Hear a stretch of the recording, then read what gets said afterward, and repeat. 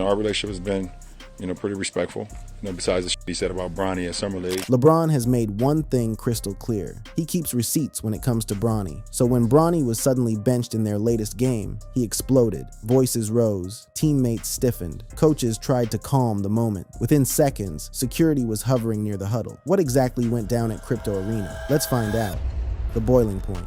Now look, there are some things in this world that you just do not do. You do not poke a bear while it's sleeping. You do not pull a lion's tail while it's eating. And you absolutely positively do not come for a man's child, especially when that man happens to be LeBron Raymond James, one of the most powerful figures in the history of professional sports. Because when you do that, when you cross that invisible line that separates basketball talk from personal attacks on a man's flesh and blood, something inside that man snaps. And what happened next is proof that even the most composed, most disciplined, most carefully image-managed athlete on the planet has a breaking point. And ladies and gentlemen, LeBron James reached his. But before we get into the confrontation, we need to understand why this pressure cooker was building in the first place. Because this didn't happen overnight. This was months, years even, of criticism, doubt, and flat-out disrespect aimed squarely at Bronny James, the 21-year-old second-year guard for the Los Angeles Lakers, who has been caught in the crossfire of being the son of basketball royalty while trying to carve out his own identity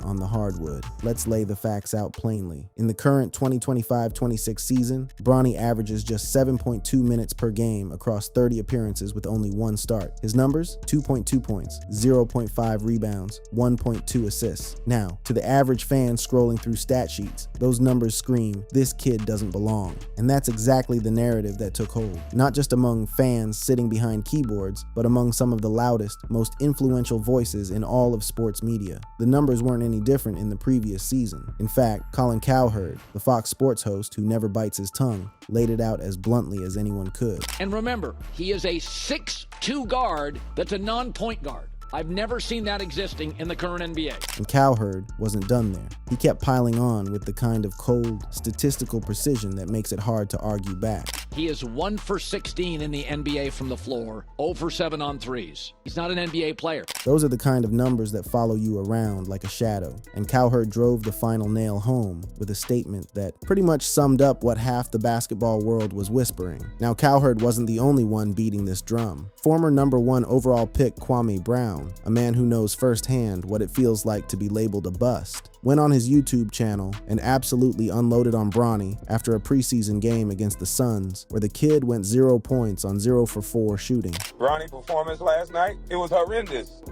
I just don't understand. And then Kwame questioned LeBron's entire basketball IQ through the lens of his son's play. He has a father who's arguably the best player who ever played the game, but it shows that it was just off of his athleticism. And the criticism hit even harder from that point, with Kwame saying Bronny didn't understand the basic principles of the game. He called him charm and tissue soft and said any other player with those numbers would have been cut from the roster already. And I wonder what Gil's Arena and those guys gonna say now. Is that what Kwame wasn't just calling out the media, he was calling out the culture of protection around Bronny, and he wasn't done. What we gonna do? ESPN is highlighting this boy one basket on ESPN, and then they wonder why people on YouTube and everybody. And then Kwame made it clear, this isn't about tearing Bronny down, it's about holding everyone to the same standard. It ain't hatred, it's stupidity, it's insanity, and it don't make sense. You want me to uplift one black man because he black and his... But here's where it gets really interesting. It wasn't just analysts and retired players throwing stones. An active NBA star got caught in the crossfire too. During the 2024 Summer League, Boston Celtics star Jaylen Brown was captured on camera courtside, appearing to say, "I don't think Bronny is a pro." The clip went viral, racking up over 200,000 views. And even though Brown later clarified on social media, praising Bronny's tools and potential, the damage was done. LeBron didn't forget it, not for 1 second. Fast forward to February 23rd, 2026, after a Lakers loss to the Celtics, and LeBron was asked about his relationship with Brown. Our relationship has been, pretty respectful. Besides the shit he said about Bronny at Summer League. There was an awkward pause, the kind that tells you a man is choosing his next words very carefully. I was wondering if you guys were able to get past that. But other than that, we've been all right, Were you guys able to get past that? we'll be all right. That right there tells you everything. LeBron might smile, LeBron might endorse you for MVP, but LeBron does not forget. And when you add up months of criticism from Cowherd, Kwame Brown, Jaylen Brown, Skip Bayless saying Bronny might not have what it takes and might never be an NBA player now or maybe ever, and Rashad McCants calling out entire podcast panels for babying Bronny instead of holding him accountable, you start to realize this was a volcano waiting to erupt, and the person standing closest to the crater when it finally blew, Stephen A. Smith. The confrontation. Now let's set the scene, because this isn't something that happens every day in the NBA. This is not a post-game press conference gone sideways. This is not a tweet war. This is LeBron James, in the flesh, walking up to the most famous sports commentator in America, in front of cameras, in front of thousands of fans, courtside at a Lakers-Knicks game, and letting him have it. Stephen A. Smith had been one of the most persistent voices questioning LeBron's decision to bring Bronny into the NBA spotlight. He had pleaded on national television for LeBron to pump the brakes, and then came the words that everybody remembers. Really trying to be as respectful as I possibly can be towards LeBron. The plea that would eventually put Stephen A. directly in LeBron's crosshairs. I am pleading with LeBron James as a father. Stop this. Stop. Those two words, stop this, echoed across every sports platform on the internet, and Stephen A. didn't stop there either. He laid out his reasoning with surgical precision. We all know that Bronny James is in the NBA because of his dad. We love what we're seeing from him in the G League, because that's where you... Now, to Stephen A.'s credit, he insisted he was rooting for Bronny. He said he believed the kid had the potential to be a damn good NBA player someday. But here's the thing about LeBron James. He's not listening for the caveats. He's not parsing through your argument to find the compliment buried underneath. He's hearing you say his son doesn't belong, and that's all he needs to hear. So when that Lakers-Knicks game tipped off at Crypto Arena, and Stephen A. was sitting courtside with Ari Emanuel, the head of William Morris Endeavor, and none other than Larry David, LeBron walked right up to him. No agent intermediary, no phone call, no scheduled meeting, face to face. And he told Stephen A. Smith, in words not suited for television, to keep his son's name out of his mouth. The next morning, the video had gone viral, and Stephen A. had no choice but to address it on First Take. That was LeBron James coming up to me, unexpectedly I might add, to confront me about making sure that I mind what I say about his son. Now, Stephen A. could have gone scorched earth. He could have turned this into a war. But instead, he did something that caught a lot of people off guard. He tried to see it from LeBron's perspective. That wasn't a basketball player confronting me. That was a parent. That was a father. And that distinction is important because it's exactly what made this moment so powerful. This wasn't about basketball statistics. This wasn't about field goal percentages or minutes played or G League assignments. This was about a father who had watched his son get dragged through the mud for months and finally decided enough was enough. Stephen A. acknowledged that LeBron had every right to feel the way he felt. He said he understood the emotion behind it. And I can't sit here and be angry or feel slighted by LeBron James in any way in that regard. But, and this is a big but, Stephen A. also made it clear that he wished LeBron had handled it differently. He pointed out that Rich Paul has his number, Maverick Carter has his number, and LeBron himself knows how to reach him. A private conversation could have happened at any time. But that is not what he elected to do. Instead, he elected to confront me while I was sitting courtside. Smith also drew a line in the sand about his own position. He insisted his comments were never about Bronny personally. They were about the position LeBron put his son in. He referenced LeBron's own words from February 2024, where LeBron had said Bronny could play on the Lakers right now and was better than half the dudes in the NBA. Stephen A. argued that kind of talk from a father of LeBron's stature only amplified the microscope on Bronny. But if we had had that conversation, I would have said to LeBron James, I never would speak negatively about your son. And then the revelation that reframed the entire confrontation. I was talking about you, meaning you, LeBron James.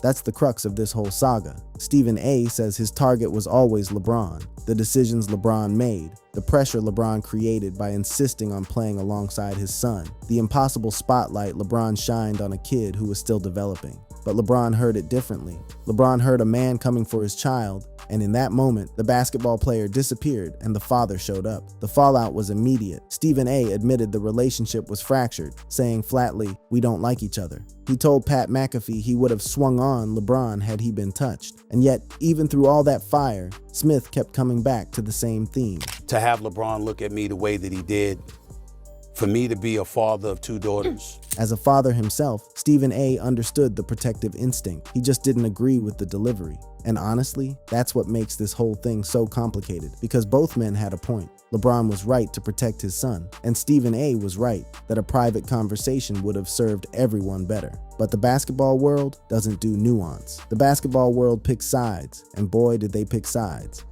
The fallout and the bigger picture. Now, if you thought the Stephen A. confrontation was the end of it, you haven't been paying attention to how the NBA media machine works. Because while LeBron was busy defending his son from commentators, a whole other firestorm was brewing. One that proved the criticism of Bronny wasn't just loud, it was everywhere. And some of it came from the most unexpected places. Remember those All-Star votes? In January 2026, when the All-Star voting results dropped, the basketball world discovered something that made jaws hit the floor. Bronny James, a player averaging 1.5 points per game on 31.8% shooting, had received 2 votes from current NBA players to be a Western Conference starter. On top of that, he had pulled in approximately 62,600 fan votes, not as some kind of honorable mention, as a starter in the All-Star game. Former 4-time All-Star DeMarcus Cousins didn't hold back. He speculated on air that the 2-player votes came from LeBron and Bronny himself, calling it foolish and tying it back to his long-held belief that the Lakers weren't serious about winning after drafting Bronny. Former NBA forward Charlie Villanueva was even more blunt. The man averaged 4 or 5 points in USC. Coming off a hard joint and got drafted. And then came the line that had the whole panel cracking up, but also had the entire internet buzzing. The man averaged 5 points a game, right? I never said a word. They got a 4-year guarantee. Got a 4-year guarantee. Villanueva was speaking what a lot of people were thinking, but were afraid to say out loud, and his co-hosts could barely keep it together. The entire conversation dripped with the kind of exasperated disbelief that comes when you watch something so absurd unfold in real time that all you can do is laugh. Meanwhile, on the Run It Back podcast, Chandler Parsons was demanding accountability from the entire voting system.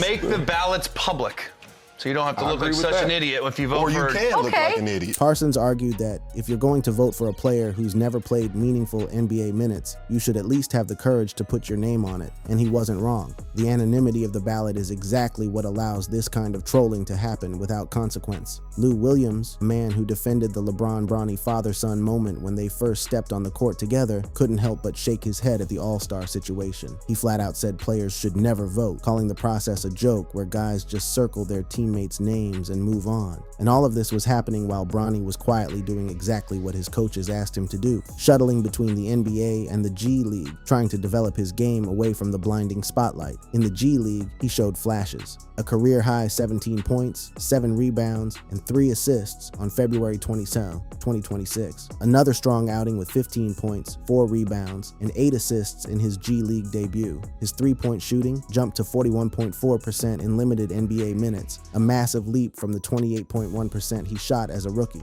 But none of that matters when the narrative has already been written. And the narrative, as far as most of the sports media was concerned, was simple. Bronny James is in the NBA because of his last name. Even Skip Bayless, who had spent decades trolling LeBron James and had seemingly pivoted to making Bronny his new target, had to admit he might have been wrong after seeing some of those G League performances. But the damage from his earlier comments, calling Bronny someone who might not have what it takes, was already done. And here's what makes this entire saga so fascinating. Because when you strip away all the hot takes and the viral clips and the courtside confrontations, you're left with a question that nobody in the basketball world seems ready to honestly answer. What would you do if you were LeBron James? If you had the power to play alongside your son, something no NBA player in history has ever done at this level, would you not use that power? If your son had a cardiac arrest scare before his college career even started, if he fought his way back from that, if he got drafted and earned a roster spot spot, would you not protect him from the wolves? Because that's what LeBron sees when he watches the coverage. He doesn't see honest analysis. He sees wolves circling his child. And you can call that overprotective. You can call that delusional. You can call that whatever you want. But as Stephen A. Smith himself admitted after getting confronted courtside, I don't blame him for wanting to confront me, because that wasn't a superstar basketball player that confronted me. He played like one again last night, which just... And then the final words that brought it all into focus. But that wasn't a basketball player that approached me last night. Let's get That was a daddy. That was a daddy. 4 words that say more than any statistical breakdown ever could. Because at the end of the day, LeBron James isn't just fighting for his legacy as a basketball player. He's fighting for something much more personal. He's fighting for his son's right to fail, to grow, to develop, and to become whatever he's going to become, without the entire world telling him he doesn't deserve to be there. Whether Bronny James becomes a rotation player, a G League lifer, or walks away from basketball entirely, that's his journey. But what LeBron made crystal clear in that courtside confrontation, in that Jaylen Brown interview, in every subtle jab, in every fiery exchange, is that nobody, and he means nobody, is going to disrespect his son without hearing from him first. Defenders like Nick Wright called the criticism wildly unfair, given Bronny's age, his cardiac arrest recovery, and his late second-round draft status. Anonymous scouts and executives have said privately that Bronny was set up for failure by unrealistic expectations. And Bronny himself, in a rare interview in March 2025, said he simply blocks out the noise and keeps working. So where does this story end? Honestly, it doesn't. Not as long as Bronny James is wearing a Lakers jersey. Not as long as LeBron James is his father. And certainly not as long as the sports media machine has microphones, cameras, and hot takes to fill 24 hours of programming. This is going to keep going. And if you thought that courtside confrontation was the last time LeBron James defends his son, you haven't been paying attention. Like this video? Click on the card showing on your screen for more.